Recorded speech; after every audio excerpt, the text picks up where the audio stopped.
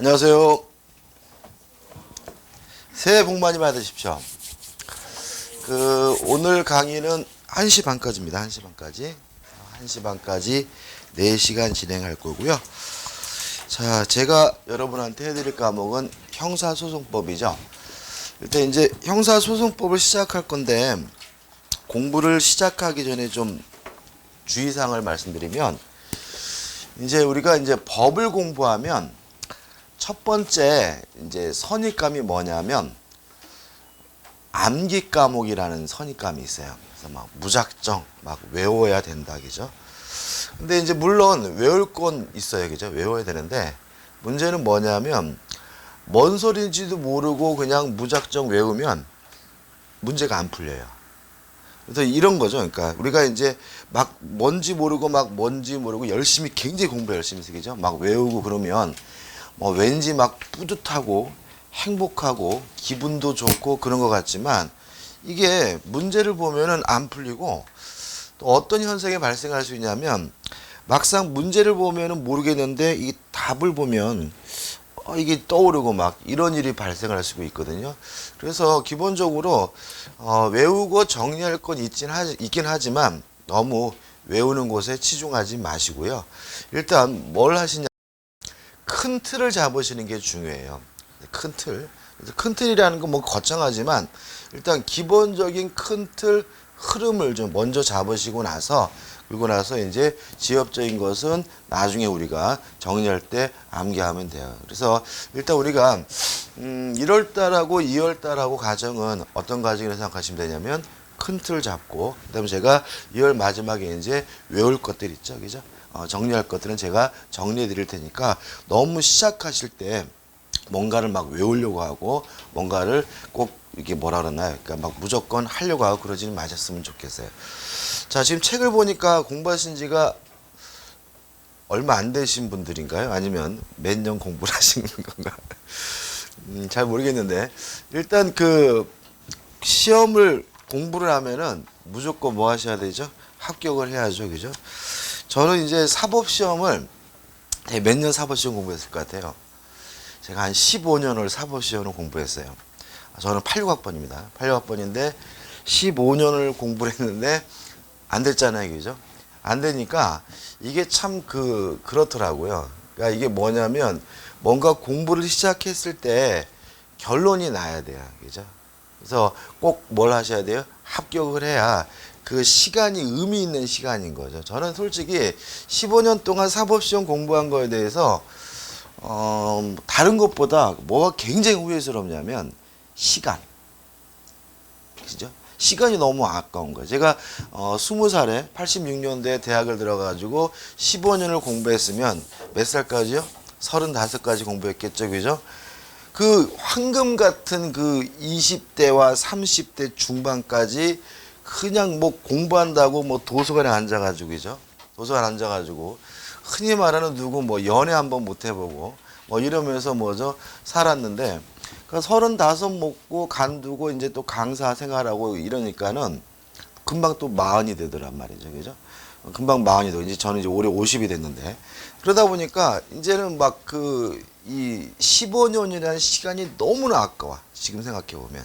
근데 이게 만약 제가 어떻다든지 간에 합격을 했으면 그 시간이 안 아깝겠죠, 그죠? 그래서 여러분도 공부를 하실 때 젊으시니까, 그러니까는 뭐냐면은 우리가 이제 뭐 경제적으로도 물론 손해 보는 것도 있고 그렇지만 가장 큰 손해는 뭐냐면 시간인 거예요, 그죠? 그래서 될 수 있으면 빨리 합격을 하셔가지고 그 시간을 뭐죠? 최소화시키는 게 가장 좋은 게 아닌가 싶고요. 시작을 하셨으면 반드시 뭘 하셔야 돼요? 합격을 하셔야 되겠죠, 그죠? 합격하시고 그 다음에 시간을 많이 단축하셔서 시간이 아까운 일이 없었으면 좋겠어요, 그죠? 저도 요새 가끔 가다 보면은 다시 태어나면 제가 뭐 할까 고민해 보면 절대로 저는 사법시험 공부는 안 할 겁니다, 그죠? 너무나 그 시간이 20대 30대 그 인생에 있어서 황금 같은 시간이 다 날아가 버려 가지고요. 원자로 이렇게 하나님이 선택할 수 있는 기회를 준다면 다른 걸 한번 해보지 않았을까 싶어요. 자, 시작을 합니다, 그죠? 자, 교재 8페이지 보시면 형사소송법의 기초가 나와요. 말 그대로 뭐죠? 기초입니다. 자, 1항 해가지고 형사소송법의 의의가 나오죠. 자, 이런 문제입니다. 어떤 사람이 범죄를 저질렀어요. 범죄를. 그러면 범죄를 저질렀을 때 이것이 그 사람의 행위가 범죄에 해당하고 또 형벌이 어느 징역 몇 년인지 형벌이 어떻게 결정될 것인지는 무엇에 의해서 결정이 되는 거냐면 형법에 의해서 결정이 되겠죠. 근데 문제는 이 형법이라는 것이 이러한 범죄 행위에 대해서 적용이 되려면 결국 뭘 해야 되냐면 수사를 해야 되는 것이고요. 그죠? 또 이 사람이 수사 결과 진짜로 범인인지 아닌지 여부를 판단하기 위해서 뭘 해야 되겠죠? 재판을 해야 되겠죠. 그러면 요 수사하고 재판하는 그 절차, 내용을 규정하는 법이 필요한데 이러한 법을 우리가 뭐라 하느냐면 형사소송법이라고 하는 거죠. 그죠? 그래서 결과적으로 1번 형사소송법 개념 보시면 이렇게 나와 있잖아요. 형사소송법이란 형법을 어떻게 해요? 적용, 실현하기 위한 절차를 규정하는 법률 체계를 말합니다. 자, 근데 이제 문제는 뭐냐면 이러한 수사나 재판을 통해서 형법을 적용하게 되는데 이러한 수사 재판 과정은 무엇과 밀접한 관련이 있냐면 인권 침해와 밀접한 관련이 있죠. 그죠? 그러니까 우리가 사극 같은 거 보면 어떻게 수사해요? 그죠? 묶어놓고 네가 네 죄를 알렸다. 그죠? 그죠? 근데 폐하 전하 억울합니다. 그러면 어떻게 해요? 네가 발칙한 거 주리를 틀어라 해가지고 어떻게 막 고문을 하잖아요. 그죠? 요새는 또 옥룡이 나르샤인가요? 그죠? 옥룡이 그거 보면은 고신한다 그래가지고 막 항상 잡혀면 피 흘리고 있지 않습니까? 그죠? 그래서 이게 인권 침해와 밀접한 관련이 있기 때문에 이 형사법이 또 무엇과도 관련되냐면 2번 헌법과 또 관련된다 이런 얘기죠. 그죠? 따라서 헌법이라는 법은 우리 국가의 가장 근간이 되는 법이고 우리 개인의 인권을 보호하기 위한 법인 뭐예요? 헌법이니까 결국은 형사법은 이 헌법을 뭐하고 있는 거예요? 구체하고 있는 법이다라고 생각하시면 되겠죠. 그죠? 자, 이런 얘기입니다. 형사법이라는 것은 형법을 적용하기 위해서 수사하고 재판하는 절차를 규정하고 있는 법인데 이러한 수사 재판 재판을 하게 되면 무슨 문제가 발생하게 돼요? 인권을 침해하는 문제가 그동안 많이 발생하였기 때문에 인권을 보호하기 위해서 국가 최고 기범인 뭐에서요? 헌법에서 그러한 규정을 두고 있는 거죠. 그럼 결국은 요 형사법이라는 것은 요 국가 최고 기법인 헌법을 뭐하고 있는 거죠? 구체적으로 응용하고 있는 법이다라고 이해하시면 되겠죠. 그 다음에 3번 형사소송과 형사절차가 나와 있는데 간단한 거죠. 그죠? 두 가지입니다. 수사 절차와 재판 절차, 공판 절차를 규정하고 있다 정도 기억하시면 되고요. 우측에 보시면 형사소송법의 성격에서 첫째 뭐죠? 절차법이다. 다시 말하면 그 사람이 어떤 범죄에 해당하고 어떤 형벌에 해당하는지는 실체법인 무엇에 의해서 결정이 되는 거죠? 형법에 의해서 결정되는 것이고 형사법은 결국은 이러한 형법을 실행하기 위한 무엇을요? 절차를 규정하고 있는 법이기 때문에 절차법이고요. 박스를 보시면 형법 해가지고 실체법이고 정적이고 고종적이고 윤리적이고 정치적 영향이 적다 이렇게 나오고요. 형사법 보시면 절차법이고 동적이고 발전적이고 기술적이고 정치 영향이 크다. 이해되시나요? 자, 우리가 형사소송법의 첫 번째 절차가 뭐죠? 수사죠. 그러니까 수사를 하는 걸 생각해 보시면 형사법은 굉장히 뭐겠어요? 동적이겠죠. 그죠? 그죠? 그 다음에 우리가 과학 수사 그런 것처럼 뭐죠? 기술적이고 그 다음에 또 우리가 보통 이제 어떤 정치인이 범죄를 저질렀을 때 그 사람을 빼고 싶어요. 그죠? 빼고 싶을 때 형법을 개정할 수는 없죠. 그죠? 그럼 결국 뭐예요? 형법은 정치 영향이 적어요. 그 대신 그 정치인을 빼내기 위해서 어느 단계에서 개입하게 돼요? 수사 단계에서 개입하는 거죠. 그죠? 뭐 불구속 수사라는 등 또는 뭐죠? 이런 외압이 행사되게 되는데 결국은 이 형사소송법은 어떤 영향을 받게 되는 거죠? 정치적 영향을 받게 되는 것이죠. 물론 상호관계 굉장히 중요하죠. 교재에 나와 있는 것처럼 칼자루와 뭐죠? 칼날이다. 다시 말하면 형법이 없으면 형사법은 의미가 없는 거고요. 그죠? 형사법이 없으면 무엇도요? 형법도 의미가 없고 둘 다 있어야지만 의미가 있는 것이기 때문에 뭐 칼자루와 칼날이다. 또 망원경에 뭐죠? 두 개의 렌즈다. 다시 말하면 밀접한 관련이 있는 거죠. 그 다음 2번 형사법입니다. 다시 말하면 민사법이 아니라 뭐죠? 형사법이다 이런 얘기죠. 우리가 민법 같은 것은 뭐죠? 민사법, 사법이라고 하고요. 형법이나 형사소송법을 합쳐서 우리가 뭐죠? 형사법이라고 하는데 그 박스 보시면 이런 말이 나오죠. 형사소송은 실체적 진실주의가 이념이고 민사법은 민사소송은 형식적 진실주의를 추구한다. 이런 말이 나와요. 무슨 말인가요? 예를 들어서 민사재판을 생각해 보세요. 제가 돈을 500만 원을 빌려줬어요. 근데 그지 같은 놈이 저한테 돈 빌려준 적이 없대요. 그래서 판사가 불러가지고 그러는 거죠. 아이고 웬만하면 합의하시라고. 그죠? 그래가지고 어떻게 해요? 그쪽에서 내가 200이면 갚겠다. 무슨 소리냐? 나는 최소한 300은 받아야 되겠다. 그래서 제가 실제로 500만 원을 빌려줬지만 얼마 받기로 합의했어요? 300만 원 받기로 합의를 했으면 민사재판은 뭐예요? 끝인 거예요. 다시 말하면 실제로 돈을 얼마를 빌려줬는지가 중요한 것이 아니라 형식적으로 뭐 한다면요?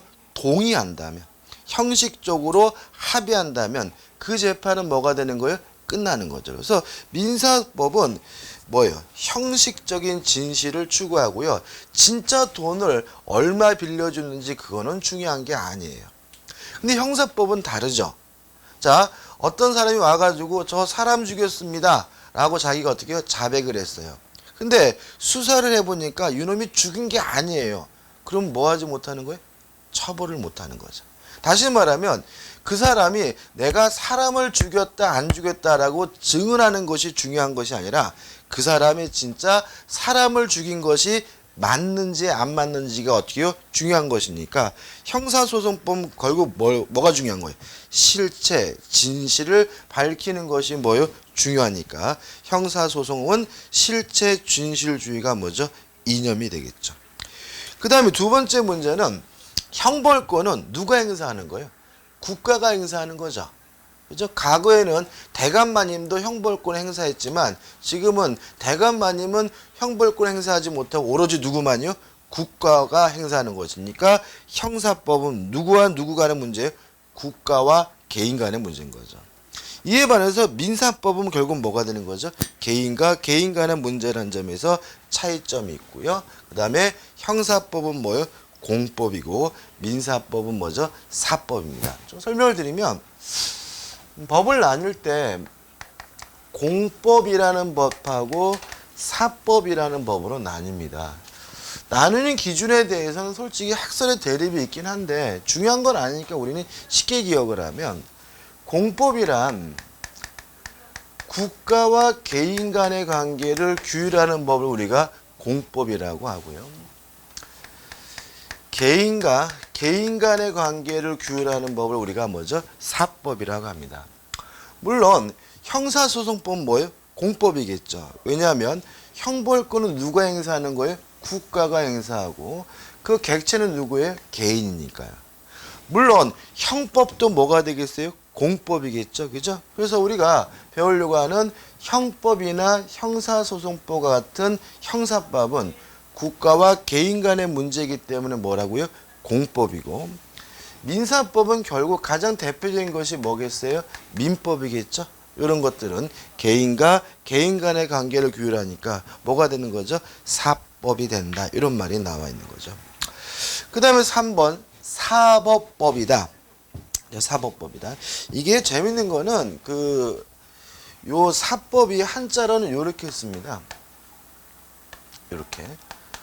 이게 뭐죠? 사법 이렇게 쓰거든요. 그래서 이때는 사가 아니라 좀 되게 읽어요. 사법 이렇게 읽고 그 다음에 지금 3번 사법법 할 때 요 사자는 좀 연하게 읽습니다. 사법부. 발음이 구별되나요? 그래서 좀 다른데 아무튼 우리가 공법 사법 할 때 이 사는 좀 어떻게 해요? 이렇게 있는 거죠. 사법 이렇게 있는 거고 그 다음에 입법부 사법부 할 때 이 사법은 뭐예요? 그냥 사자 이렇게 읽습니다. 차이점이 좀 있고요. 아무튼 사법법입니다. 이게 무슨 말입니까? 국가의 사법작용을 뭐예요? 규율하는 법이기 때문에 형사소송법 뭐가 돼요? 사법법이고 그 다음에 또 나와 있네요. 그죠? 공법입니다. 왜요? 형사소송법은 국가와 개인 간의 관계를 규율하는 법이니까요. 넘겨보시면 제2절 해가지고 형사소송법의 법원과 적용 범위에서 1. 형사절차 법정주의라는 말이 나오죠. 자, 이건 어떤 문제냐면은 여러분들은 아마 어제 형법 들으신 분들은 재형법정주의라는 걸 배우셨죠, 그죠? 그거 뭐예요? 재와 형은 법률로서 어떻게 해요? 규정해야 되고 다른 방법으로 규정할 수 없다는 게 뭐죠? 재형법정주의잖아요. 마찬가지입니다. 형사 절차도 무엇에 의해서 규율해야 돼요? 법률에 의해서 규율해야 되고요. 다른 방법으로는 규율할 수 없는데 이걸 우리가 뭐죠? 형사 절차 법정주의라고 하고요. 근거는 헌법에서 마련되어 있습니다. 근거에서 보시면 헌법 제12조 1항에 나와 있죠. 제가 한번 읽어볼게요. 누구든지 법률에 의하지 아니하고는 체포, 구속, 압수, 수색 또는 신문을 받지 아니하며 다시 말하면 개인을 국민을 체포하거나 구속하거나 압수하거나 수색하거나 신문하려면 무엇에 의해야 돼요? 법률에 의해야 되는 거죠. 계속 보시면 법률과 적법한 절차에 의하지 아니하고는 처벌, 보완, 처분 또는 강제 노역을 받지 아니한다. 다시 말하면 처벌을 하거나 보완을 하거나 보완 처분하거나 강제 노역을 할 때도 뭐가 필요한 거죠? 법률이 필요한 거죠.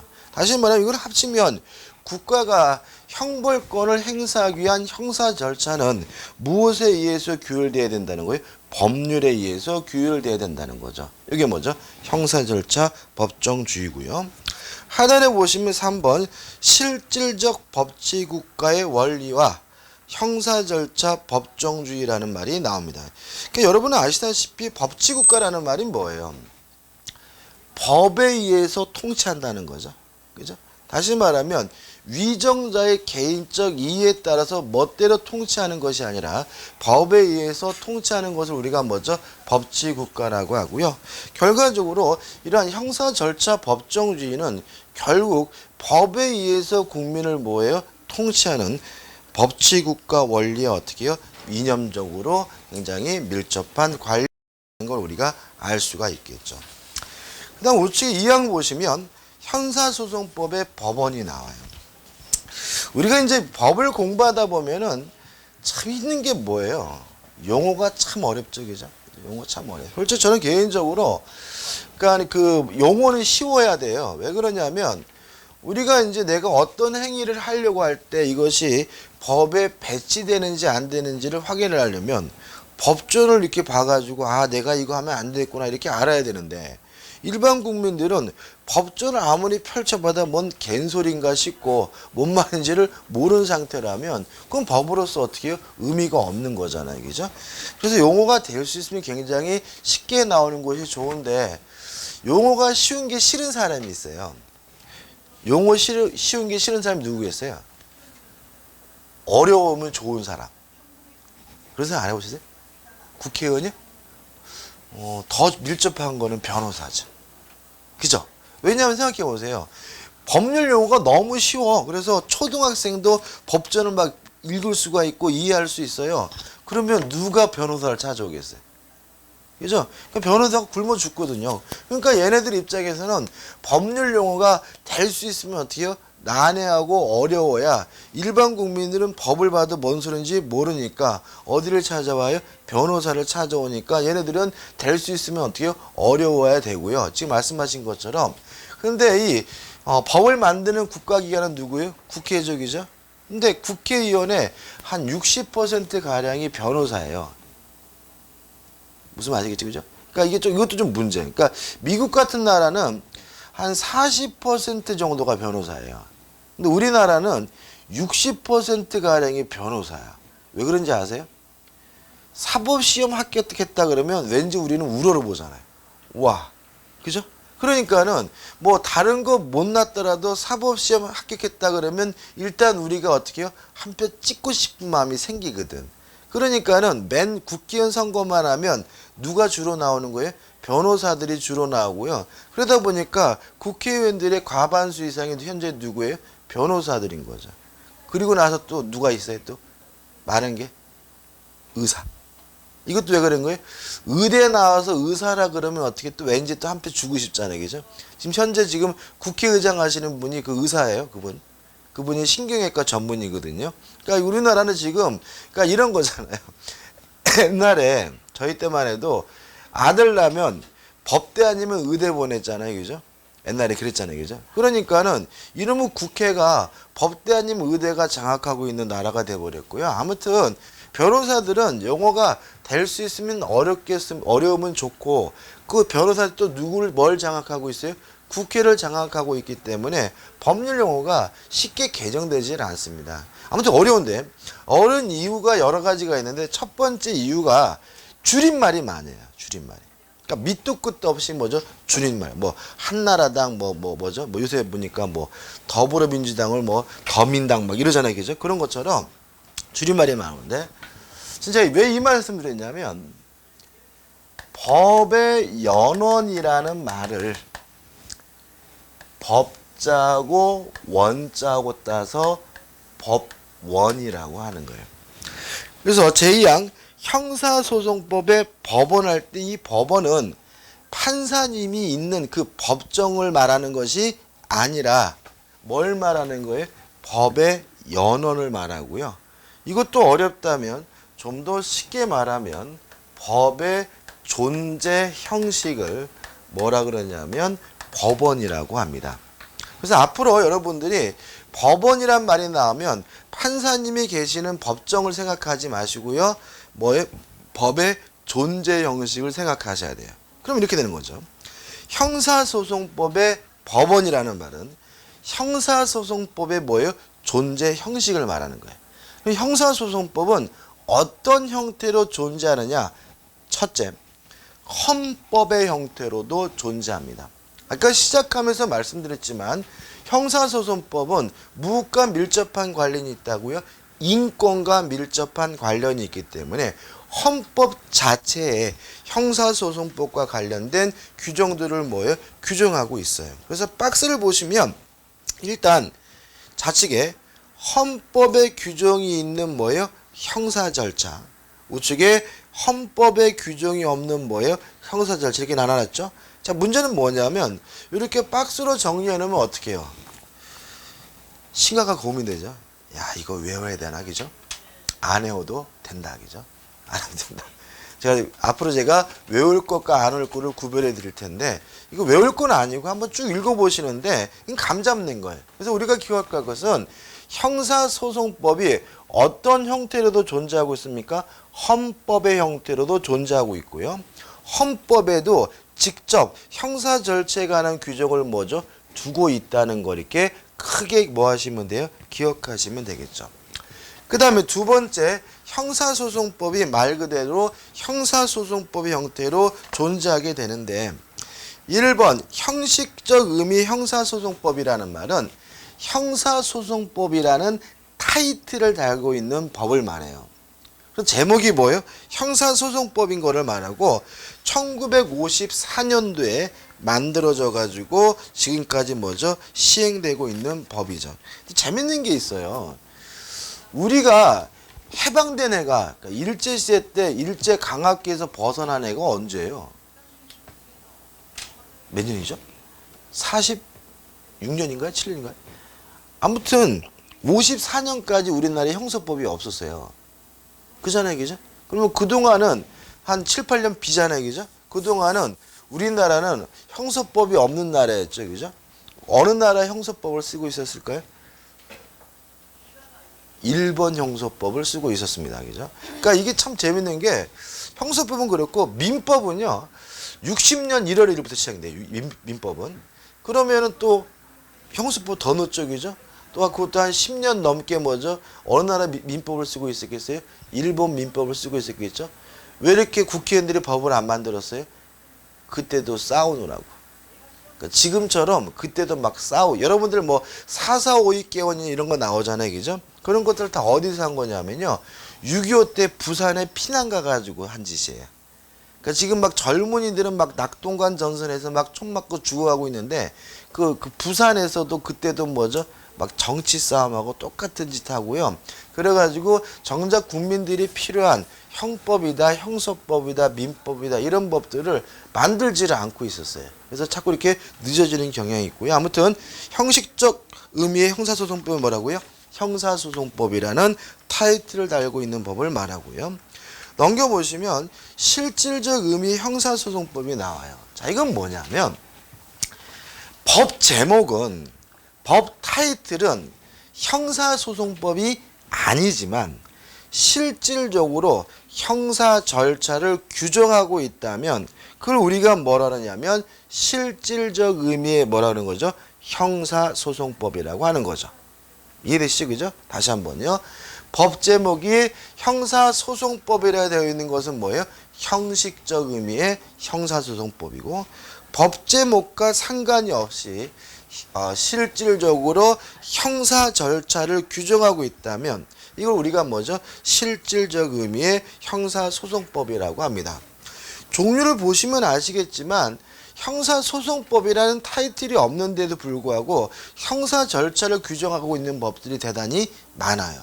여기 나와 있는 법들도 일단 뭐 하실 필요는 없어요? 외우실 필요는 없는 거예요. 그러니까 우리 크게 형사소송법이라는 타이틀을 걸고 있지는 않지만 형사 절차를 규정하고 있는 법들이 어떻게 해요? 많고 그런 법들도 실질적 의미에 뭐로 이해합니까? 형사소송법 이해된다 정도만 기억하시면 되겠죠. 하단에 3. 실질적 의미의 형사소송법이 아닌 경우나 있죠. 요걸 좀 기억해 두셔야 돼요. 자, 첫째, 형법은 형사소송법이 아닙니다. 그죠? 왜냐하면 형사소송법은 절차를 규정하고 있는 절차법이고 형법은 뭐예요? 실체법이니까 밀접한 관련은 있지만 형법 자체가 뭐인 건 아니에요? 형사소송법은 아닌 거죠. 따라서 형법과 같이 실체법들은 다 뭐가 아니에요? 형사소송법이 아닌 거예요. 그래서 뭐 군형법이다, 경범죄처벌법이다 이렇게 나오는 것들은 다 뭐예요? 실체법인 거죠.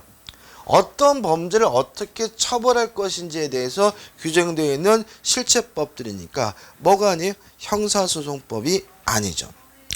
그 다음에 두 번째 보시면 법원조직법은 형사소송법의 법원입니다. 다시 말하면 법원조직법은 실질적 의미의 뭐가 돼요? 형사소송법이 돼요. 그렇지만 뭐는 아니냐면 정부조직법은 형사소송법이 아니에요. 왜 그런지 한번 생각해 볼까요? 자, 우리가 이제 형사소송법에 대한 구체적인 내용을 들어가게 되면 재판을 공부하겠죠, 그죠? 공판 과정을 공부하겠죠? 그러면 이제 어떻게 해요? 1심 법원, 2심 법원, 3심 법원 해가지고 지방법원, 지원, 뭐 고등법원, 대법 이렇게 배울 거 아니에요, 그죠? 그러면 이러한 것들은 어디에서 규정하고 있어요? 법원 조직법에서 규정하고 있으니까 실질적인 의미에 뭐로 들어가는 거예요? 형사소송법으로 들어가는 거죠. 그렇지만 정부조직법은 형사소송 절차와 관련이 없기 때문에 발음은 뭐죠? 비슷하고 유사한 것 같지만 정부조직법 뭐가 아닙니까? 실질적 의미의 형사소송법이 아님을 주의하시기 바랍니다. 그 다음에 세 번째, 조세범 처벌법은 형사소송법이 아니에요. 조세범 처벌 절차법은 뭐예요? 형사소송법의 법원이에요. 이해되시죠? 자, 우리가 조세범 처벌법은 어떤 범죄를 처벌한다는 내용이니까 형법과 유사한 뭐예요? 실체법이겠죠. 그러니까 형사소송법의 법원이 아닌 거죠. 그렇지만 조세범 처벌 절차법은 결국은 조세범을 처벌하기 위한 뭘 규정하고 있어요? 절차를 규정하고 있으니까 절차법이고 형사소송법의 법원, 실질적 의미의 형사소송법이 되겠죠. 그 다음에 관세법도 그 내용에 절차적인 내용이 들어가 있기 때문에 형사소송법의 법원이 되고요. 그 다음에 마지막으로 형의 실효 등에 관한 법률은 결론은 뭐죠? 형사 절차를 규정한 법률이 아니다. 다시 말하면 실질적 의미의 형사소송법이 되지 않음을 주의하시기 바랍니다. 그럼 이제 결론이 뭐예요? 합쳐보면 법 제목이 어떻든 간에 그 내용이 실질적으로 형사 절차를 규정하고 있다면 다 뭐가 되는 거예요? 형사소송법이 되고요. 이게 뭐가 되는 거죠? 실질적 의미의 형사소송법이 되는 거죠. 끝입니다. 그 다음에 3번 대법원 규칙과 예규가 나와요. 일단 우리가 좀 생각해 볼 것은 뭐냐면 법은 국회에서 만들죠. 그죠? 그 다음에 행정부, 대통령도 법을 만들 수 있는데 이거 우리가 뭐죠? 대통령령이라고 하고 장관도 법을 만들 수 있는데 이걸 우리가 뭐죠? 장관령이라고 하죠. 자, 대법원도 사법부도 일종의 행정부와 동등한 삼권 분립의 한 축이잖아요. 그죠? 따라서 대법원도 사법부도 대통령령과 같은 법률을 만들 수가 있어요. 그게 뭐냐면 대법원 규칙인 거예요. 따라서 이 대부분 규칙은 일종의 뭐예요? 법률인 거예요. 그래서 그 규율 대상을 누구라는 거예요?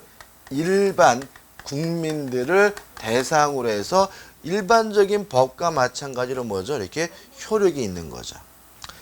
근데 대법원에서 또 만드는 게 뭐가 있냐면 예규라는 게 있어요. 이거는요, 법이 아니에요.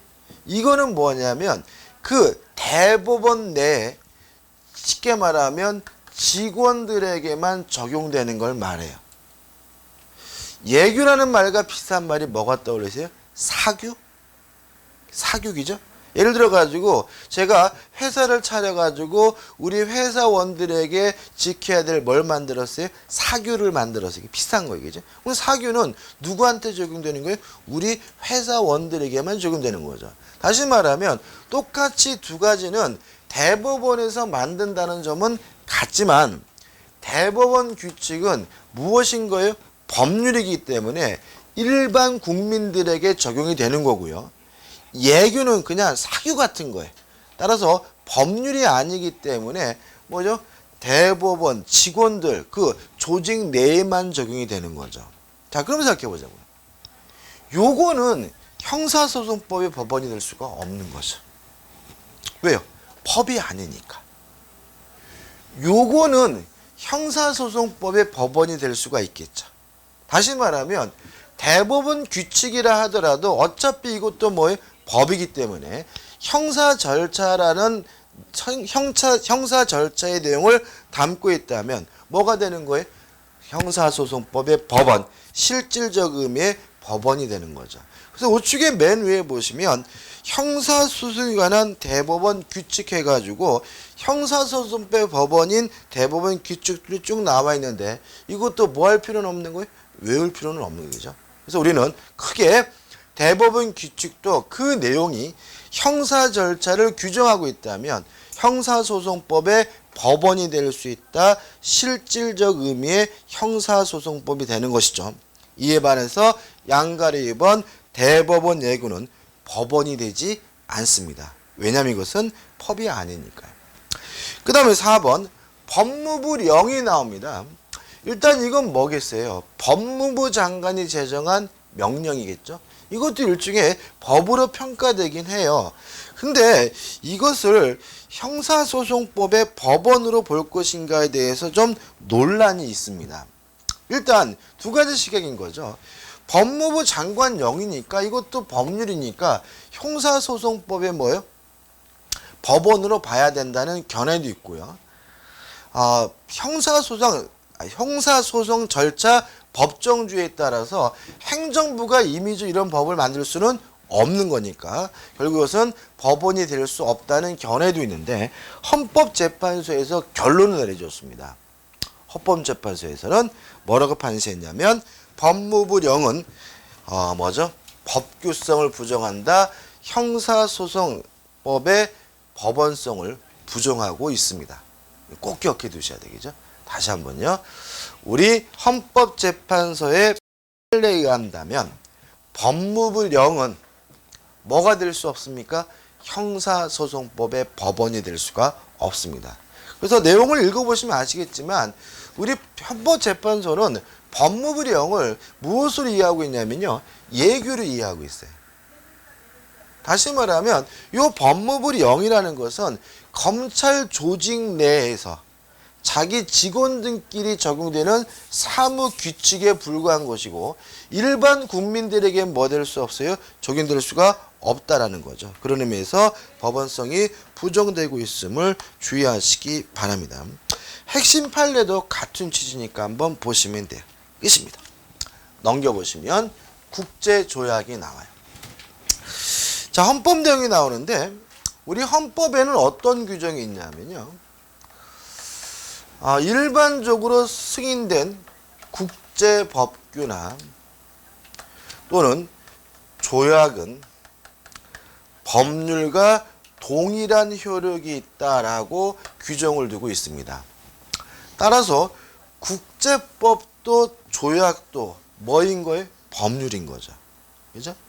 그럼 만약에 국제법과 조약의 형사 절차에 대해서 규정을 두고 있다면 이것도 형사 절차에 관한 뭐겠어요? 법률이니까 실질적 의미의 형사소송법으로 들어올 수가 있겠죠. 그래서 우리가 국제법이나 국제조약도 형사 절차를 규정하고 있다면 실질적 의미의 형사소송법으로 들어올 수 있다는 것까지 일단 기억해 두시면 되겠죠. 그죠? 자, 한번 정리해 볼게요. 정리해 보자고요. 자, 11페이지로 가자고요. 한번 정리해 볼게요. 간단하게 정리됩니다. 자, 형사소송법의 법원. 무슨 말이죠?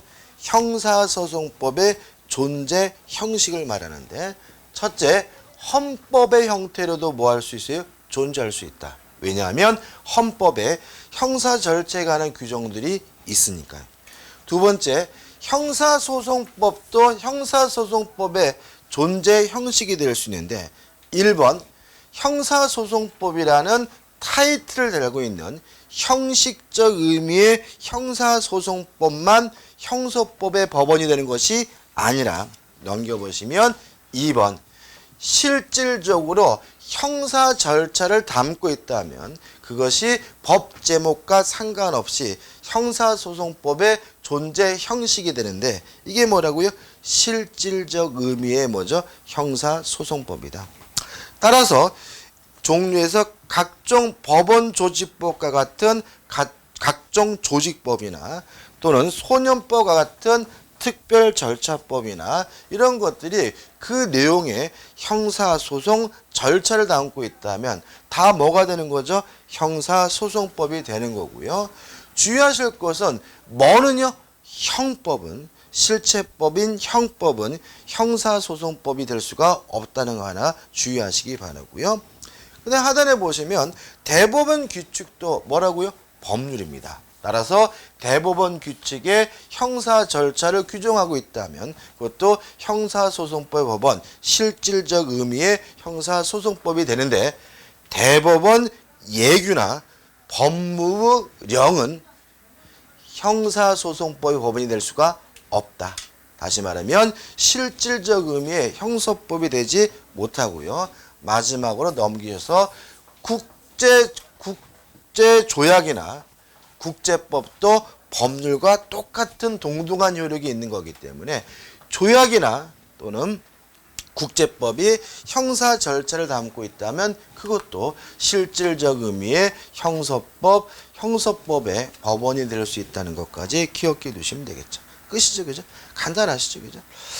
그 다음에 제4항 형사소송법의 적용 범위가 나옵니다.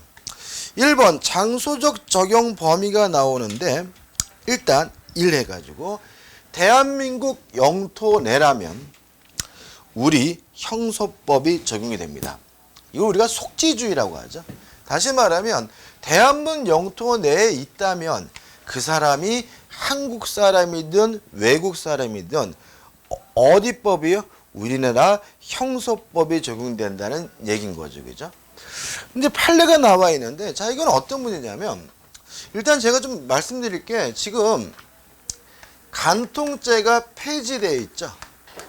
지금 현재 간통죄는 없는 겁니다. 그죠? 없는데 제가 교재에서 간통죄를 안 뺀 이유가 있어요. 왜 그러냐면은 우리가 형소법을 이해하는데 도움이 되기 때문에 안 뺐고요. 우리는 형법이 아니라 뭐예요? 형소법이기 때문에 안 뺐으니까 좀 이해하세요. 그죠? 다시 말하면 이 간통죄 폐지된 지가 언제 여기 넣어놨어 이렇게 생각하시면 안 되는 거예요. 그죠? 자, 이게 어떤 문제냐면 이런 얘기예요. 자, 우리나라는 과거에 간통죄를 뭐 하고 있었냐면은 처벌하고 있었죠. 그죠? 처벌하고 있어요. 근데 이 간통죄를 처벌하는 나라가 의외로 많지 않습니다. 이슬람 국가 처벌하고요. 거의 유일하게 우리나라가 처벌해요. 그래서 과거에 간통죄를 처벌할 때는 외국 사람들이 이런 질문하는 경우도 있어요. 니네 이슬람 국가니? 이렇게 물어보는 사람들도 있었어요.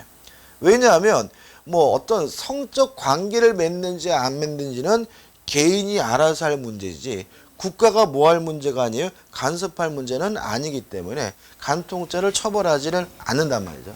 그런데 예를 들어서 요 A라는 나라에서 이 사람이 왔는데 이 사람의 자국법에서는 간통죄를 처벌하지 않아요. 이해되시죠? 이랬을 때 한국에 들어왔을 때 이 사람을 간통죄로 고소하고 간통죄로 처벌할 수 있느냐 이 문제인 거예요. 다시 한번요. 우리나라 법은 뭐 어떻게 해요? 처벌하는 범죄인데 그 사람의 자국에서는 뭐 하지 않는 범죄예요? 처벌하지 않는 범죄예요. 그거를 형소법에 의해서 뭐 할 수 있냐고요? 기소할 수 있느냐 요에 관한 판례예요. 자, 그럼 다시 한번. 자, 우리 형소법은요. 대한민국 영토라면 그 사람이 어느 나라 사람이든지 다 뭐가 되는 거예요? 적용이 되는 거죠. 따라서 이 사람이 자국에서 그 행위가 처벌되든 안 하든 그것은 뭐 할 필요 없는 거예요? 따질 필요가 없는 거예요. 따라서 이 사람의 모국법에서 자국법에서 처벌하지 않는 범죄라 하더라도 우리나라가 뭐 한다면요? 처벌한다면 그 사람을 기소할 수도 있고 뭐죠? 처벌할 수 있다는 판례입니다. 다시 말하면 우리 형소법은 대한민국 영토 내라면 한국 사람이든 외국 사람이든 다 뭐 하는 거예요? 적용을 하는 것이기 때문에 그런 거죠. 그 다음 우측에 보시면 인적 범위 해가지고 1번 원칙해서 대한민국 국민이라면 이 사람이 어디 있든지 간에 그 사람을 우리나라 형소법을 적용해야 된다는 주의고요. 이걸 우리가 뭐죠? 속인주의라고 하는 거죠. 그죠? 과거에 뭐 땅콩 사건이 있었죠? 그죠? 땅콩기 회항 사건. 그러면 그 조현아 씨는 미국에서 범죄를 저질렀죠? 그죠? 근데 왜 우리나라 법원에서 처벌하는 거예요? 그죠? 한국 사람이기 때문에. 다시 말하면 한국 사람이라면 그 사람이 어디에서 범죄를 했든지 간에 어느 나라 법을 적용하게 돼요? 대한민국 형소법을 적용한다는 얘기인 거죠. 근데 예외가 있습니다. 국내법적인 예외인데 A. 대통령은 내란 또는 외환의 죄를 범한 경우를 제외하고는 재직 중에 형사상의 소출을 받지 않습니다. 따라서 대통령이 내란 외환죄를 저지른 것이 아니라면 형사소송법이 뭐 되지 않아요? 적용되지 않는 거죠. 내란이 뭔지는 아시죠? 외환은 뭐예요? 외환이죠. 끌어들인 걸 말해. 예를 들어 가지고 외국 일본 군대를 끌어들여 가지고 뭐죠? 구태타를 일으켰다. 이런 게 뭐죠? 외환이에요. 그러니까 내란이라는 말은 뭐예요? 내부적으로 군세를 일으켜 가지고 난을 일으킨 게 뭐예요? 내란이고, 외환이라는 말은 뭐예요? 밖에서 군대를 끌어와 가지고 난을 일으킨 게 뭐예요? 외환이고요.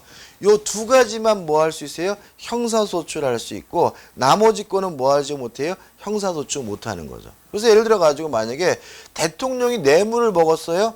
처벌하지 못합니다. 언제는요? 재직 기간 중에는. 그래서 전에 노무현 대통령도 재직 기간 중에는 문제가 안 됐는데 퇴임하시고 나서 문제가 되는 거죠. 그죠? 왜냐하면 이런 규정 때문에 그렇고요. 그 다음에 국회의원입니다. 국회의원에게는 면책특권이라는 게 있습니다. 규제 나와 있는 것처럼 국회에서입니다. 어디서요? 국회에서. 직무상 행한 발언과 표결에 관하여는 국회 외에서 책임을 지지 않습니다. 자, 그럼 이런 얘기죠. 나중에 또 자세히 해야 되는데, 국회 안에서 국회의원이 일정한 위법 행위를 했어요. 근데 그것이 만약에 직무상 행한 발언과 표결이라면 밖에서 일하는 사람을 뭐 하지 못해요? 처벌하지 못하는 거죠. 따라서 검사나 하더라도 이 사람 행위에 대해서 기소하거나 뭐 할 수 없어요? 처벌할 수가 없으니까 이거는 결국은 형사소송법이 뭐 되지 않는 거예요? 적용되지 않는 거죠. 물론 국회 내에서는 처벌될 수 있는 거예요. 그렇죠? 그래서 제적당하거나 징계받을 수는 있겠죠.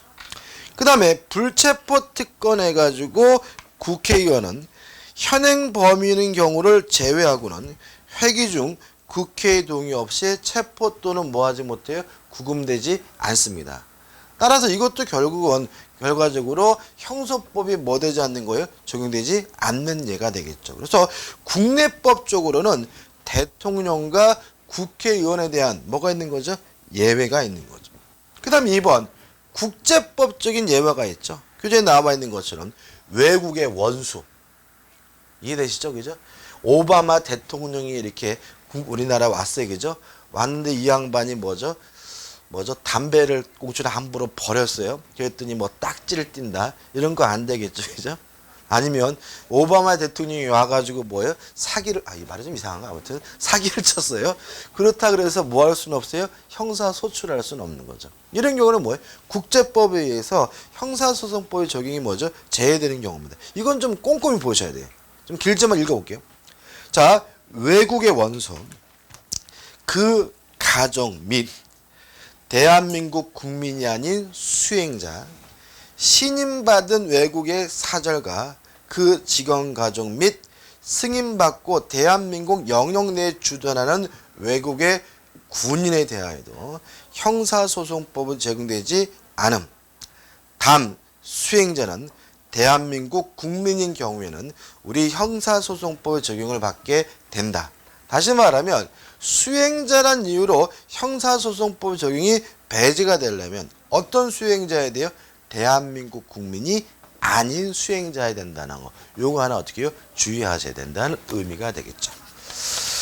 그 다음에 넘겨보시면 판례들이 나오는데 제가 나중에 한번 또 판례 특강 따로 해드릴 거예요. 또 따로 해드릴 건데 일단은 제가 중요한 판례는 판례 특강이 아니더라도 뭐죠? 점검해 드릴 거고요. 일단 여기 나오는 판례들은 그닥 중요한 건 아니기 때문에 점검해 드리진 않을 거예요. 한번 쭉 보시면 되고요. 좀 쉬었다가요. 17페이지 시간적 적용 범위를 보도록 하죠. 그죠?